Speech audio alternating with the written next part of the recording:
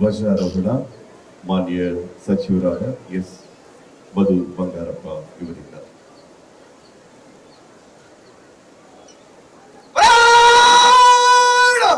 ರಾಷ್ಟ್ರೀಯ ವಂದನಾ ಶಾಸ್ತ್ರ.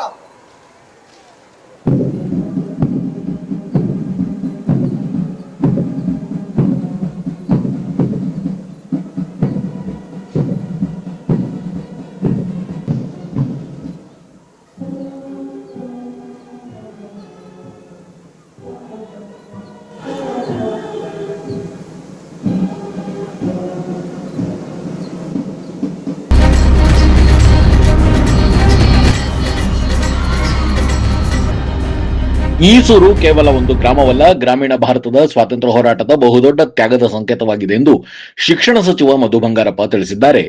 ಇಂದು ಶಿವಮೊಗ್ಗದ ನೆಹರು ಕ್ರೀಡಾಂಗಣದಲ್ಲಿ ಜಿಲ್ಲಾಡಳಿತದ ವತಿಯಿಂದ ಆಚರಿಸಲಾದ 80ನೇ ಸ್ವಾತಂತ್ರ್ಯ ದಿನಾಚರಣೆಯ ಅಂಗವಾಗಿ ಧ್ವಜಾರೋಹಣ ನೆರವೇರಿಸಿ ಜಿಲ್ಲೆಯ ಜನತೆಗೆ ಸ್ವಾತಂತ್ರ್ಯೋತ್ಸವದ ಶುಭಾಶಯ ಕೋರಿ ಮಾತನಾಡಿದ ಸಚಿವ ಮಧು ಬಂಗಾರಪ್ಪ, ಇಂದು ಇಡೀ ದೇಶವೇ ಹೆಮ್ಮೆಯಿಂದ ದೇಶಭಕ್ತಿಯ ಭಾವನೆಯೊಂದಿಗೆ 80ನೇ ಸ್ವಾತಂತ್ರ್ಯ ದಿನಾಚರಣೆಯನ್ನು ನಡೆಸುತ್ತಿದೆ. ಅಸಂಖ್ಯಾತ ದೇಶಭಕ್ತರ ತ್ಯಾಗ, ಹೋರಾಟ ಹಾಗೂ ಬಲಿದಾನದ ಫಲದಿಂದ ಭಾರತವು ಶತಮಾನಗಳ ಶೋಷಣೆಯಿಂದ ಮುಕ್ತಿ ಪಡೆದಿದೆ. ಮಹಾತ್ಮ ಗಾಂಧೀಜಿ, ಬಾಲಗಂಗಾಧರನಾಥ್ ತಿಲಕ್, ಬಿಪಿನ್ ಚಂದ್ರಪಾಲ್, ಜವಾಹರ್ಲಾಲ್ ನೆಹರು, ಸರ್ದಾರ್ ವಲ್ಲಭಭಾಯ್ ಪಟೇಲ್ ಸೇರಿದಂತೆ ಅನೇಕ ಮಹನೀಯರ ಹೋರಾಟದ ಫಲವಾಗಿ ನಮಗೆ ಸ್ವಾತಂತ್ರ್ಯ ದೊರೆತಿದೆ. ಅವರೆಲ್ಲರಿಗೂ ಇಂದು ಕೋಟಿ ಕೋಟಿ ನಮನಗಳನ್ನು ಸಲ್ಲಿಸೋಣ ಎಂದರು. ನಾವು ನಿಂತಿರುವ ಶಿವಮೊಗ್ಗ ನೆಲ ಸಾಮಾನ್ಯವಲ್ಲ, ಇದು ಹೋರಾಟದ ನೆಲ, ಸ್ವಾಭಿಮಾನದ ನೆಲ. ಸ್ವಾತಂತ್ರ್ಯ ಹೋರಾಟದಲ್ಲಿ ನಮ್ಮ ಜಿಲ್ಲೆಯ ಅನೇಕರು ಭಾಗವಹಿಸಿದ್ದರು. ವಿಶೇಷವಾಗಿ ಶಾಂತವೇರಿ ಗೋಪಾಲಗೌಡರು, ಕಡಿದಾಳ ಮಂಜಪ್ಪನವರು ಹಾಗೂ ಬ್ರಿಟಿಷರ ವಿರುದ್ಧ ಹೋರಾಡಿದ ಈಸೂರಿನ ಸ್ವಾತಂತ್ರ್ಯ ಹೋರಾಟಗಾರರ ನೆನಪು ನಮ್ಮಲ್ಲಿ ಸದಾ ಹಸಿರಾಗಿದೆ ಎಂದರು.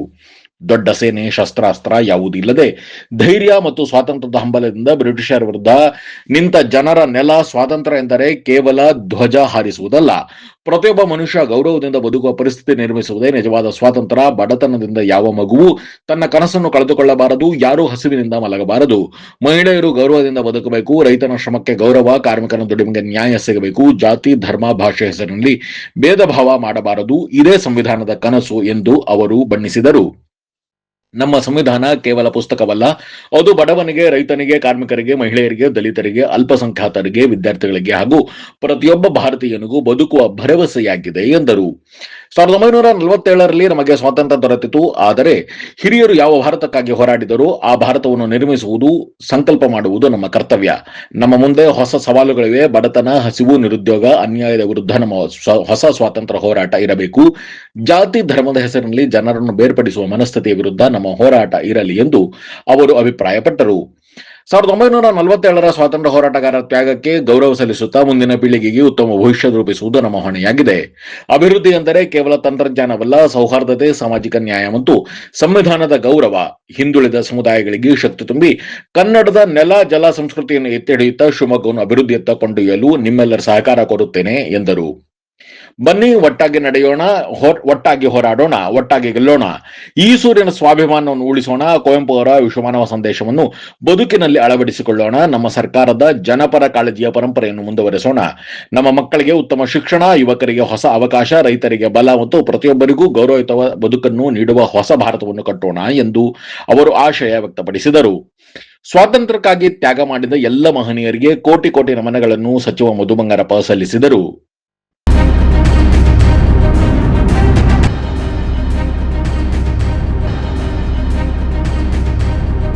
ಒಂದು ಸಣ್ಣ ಬ್ರೇಕ್ ನಂತರ ಸ್ವಾತಂತ್ರ್ಯೋತ್ಸವ ಕಾರ್ಯಕ್ರಮದಲ್ಲಿ ಸಚಿವ ಮಧು ಬಂಗಾರಪ್ಪ ಏನ್ ಹೇಳಿದ್ರು ಕೇಳೋಣ ಬನ್ನಿ.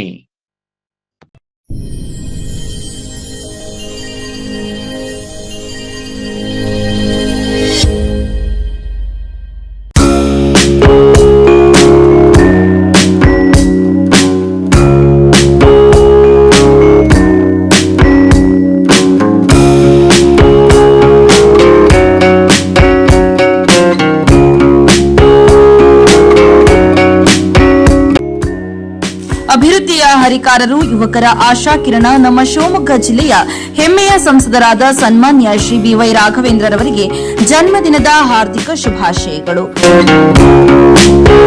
ಶುಭ ಕೋರುವವರು ಗಿರೀಶ್ ಭದ್ರಾಪುರ, ದಿಶಾ ಸಮಿತಿ ಸದಸ್ಯರು, ಭಾರತ ಸರ್ಕಾರ.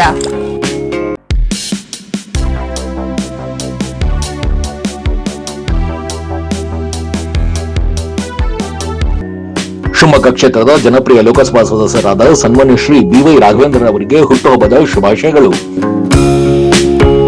ಶುಭ ಕೋರುವವರು ಕೆಜಿ ಶ್ರೀಧರ್, ಬಿಜೆಪಿ ಮುಖಂಡರು ಮತ್ತು ಅಡಿಕೆ ಬೆಳೆಗಾರರು ಹಾಗೂ ಶಿವಮೊಗ್ಗ ಗ್ರಾಮಾಂತರ ಕ್ಷೇತ್ರದ ಹಸೂಡಿ ಮಹಾಶಕ್ತಿ ಕೇಂದ್ರದ ಸಮಸ್ತ ಕಾರ್ಯಕರ್ತರು ಮತ್ತು ಮುಖಂಡರುಗಳು.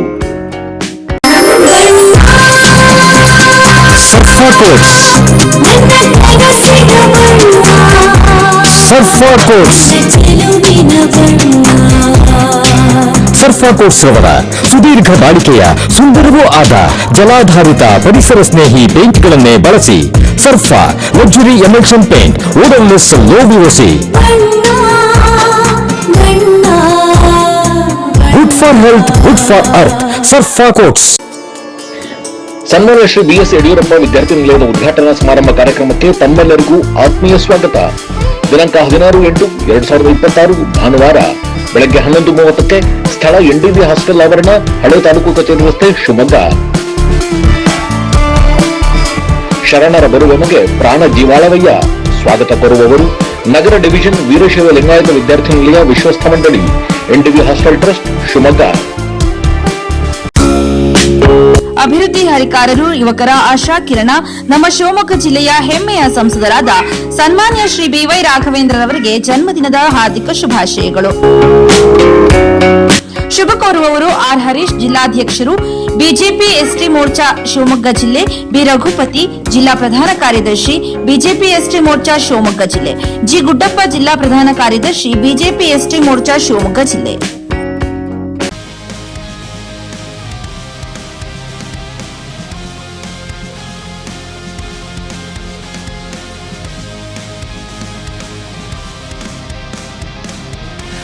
ನಂಜಪ್ಪ ಲೈಫ್ ಕೇರಲ್ಲಿ first time Velys robot use ಮಾಡಿ robotic assistant left side knee replacement start ಮಾಡ್ತಿದ್ದೀವಿ.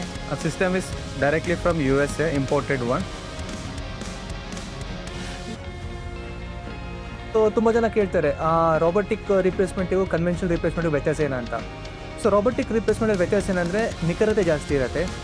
ಈ ನಾವು ಕನ್ವೆನ್ಷನಲ್ಲಿ ನಾವು ಮಾಂಸಖಂಡ MCL ಲಿಗಮೆಂಟ್ ಅಂತ ಇರುತ್ತೆ, ಲಿಗಮೆಂಟ್ ರಿಲೀಸ್ ಜಾಸ್ತಿ ಮಾಡ್ತೀವಿ. ಸೊ ಪೇಷಂಟಿಗೆ ಪೋಸ್ಟ್ ಸರ್ಜರಿ ಪೇನ್ ಇರುತ್ತೆ. ಬಟ್ ನಮ್ಮ ರೋಬೋಟಿಕ್ಸಲ್ಲಿ ನಾವು ಅದನ್ನು ರಿಲೀಸ್ ಮಾಡೋ ಅವಶ್ಯಕತೆ ಇರೋಲ್ಲ. ಮತ್ತು ಮೊಬಿಲಿಟಿ, ಅರ್ಲಿ ರಿಕವರಿ ಇರುತ್ತೆ, ಮತ್ತು ಅಲೈನ್ಮೆಂಟ್ ಪ್ರಿಸೈಸ್ ಬರುತ್ತೆ. ಇದರ ಡಿಫ್ರೆಂಟ್ ವೇರಿಯೇಷನ್ ಬರುತ್ತೆ. ಒಂದು ಕೈನೆಮ್ಯಾಟಿಕ್ ಅಲೈನ್ಮೆಂಟ್ ಅಂತ ಕರಿತೀವಿ, ಒಂದು ರಿವರ್ಸ್ ಕೈನೆಮ್ಯಾಟಿಕ್ ಅಲೈನ್ಮೆಂಟ್ ಅಂತ ಕರಿತೀವಿ. ಸೊ ಈ ಸಿಸ್ಟಮ್ ನಮಗೆ ಸರ್ಜನ್ಸ್ಗೆ ರಿಯಲ್ ಟೈಮ್ ಇಮೇಜಿಂಗ್ ಕೊಡೋದ್ರಿಂದ ನಮಗೆ ಎಷ್ಟು ಆ್ಯಕ್ಯುರೇಟಾಗಿ ಬೋನ್ ಕಟ್ ಮಾಡಬೇಕು ಮತ್ತು ಎಷ್ಟು ಆ್ಯಕ್ಯುರೇಟಾಗಿ ಹ್ಯಾಂಗಲಲ್ಲಿ ಇನ್ಸಿಷನ್ ತಗೋಬೇಕು ಅನ್ನೋದಕ್ಕೆ ಹೆಲ್ಪ್ ಆಗುತ್ತೆ.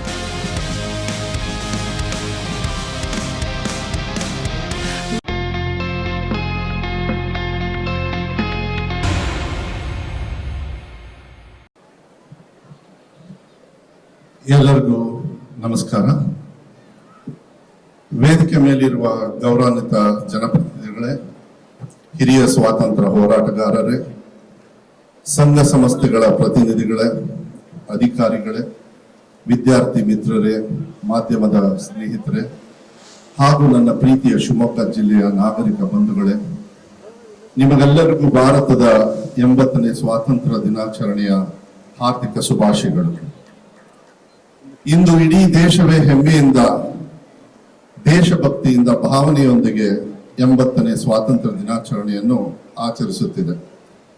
ಅಸಂಖ್ಯಾತ ದೇಶಭಕ್ತರ ತ್ಯಾಗ, ಹೋರಾಟ ಹಾಗೂ ಬಲಿದಾನದ ಫಲದಿಂದ ಭಾರತವು ಶತಮಾನಗಳ ಶೋಷಣೆಯಿಂದ ಮುಕ್ತಿ ಪಡೆದಿದೆ. ಮಹಾತ್ಮ ಗಾಂಧೀಜಿ, ಬಾಲ್ ಗಂಗಾಧರ್ ತಿಲಕ್, ಬಿಪಿನ್ ಚಂದ್ರಪಾಲ್, ಜವಾಹರ್ಲಾಲ್ ನೆಹರು, ಸರ್ದಾರ್ ವಲ್ಲಭಾಯ್ ಪಟೇಲ್ ಸೇರಿದಂತೆ ಅನೇಕ ಮಹನೀಯರು ಹೋರಾಟದ ಫಲವಾಗಿ ನಮಗೆ ಸ್ವಾತಂತ್ರ್ಯ ದೊರಕಿದೆ. ಅವರೆಲ್ಲರಿಗೂ ಇಂದು ಕೋಟಿ ಕೋಟಿ ನಮನಗಳನ್ನು ಸಲ್ಲಿಸೋಣ. ನಾವು ನಿಂತಿರುವ ಶಿವಮೊಗ್ಗ ನೆಲ ಸಾಮಾನ್ಯವಲ್ಲ. ಇದು ಹೋರಾಟದ ನೆಲ, ಸ್ವಾಭಿಮಾನದ ನೆಲ. ಸ್ವತಂತ್ರ ಹೋರಾಟದಲ್ಲಿ ನಮ್ಮ ಜಿಲ್ಲೆಯ ಅನೇಕರು ಭಾಗವಹಿಸಿದ್ದರು.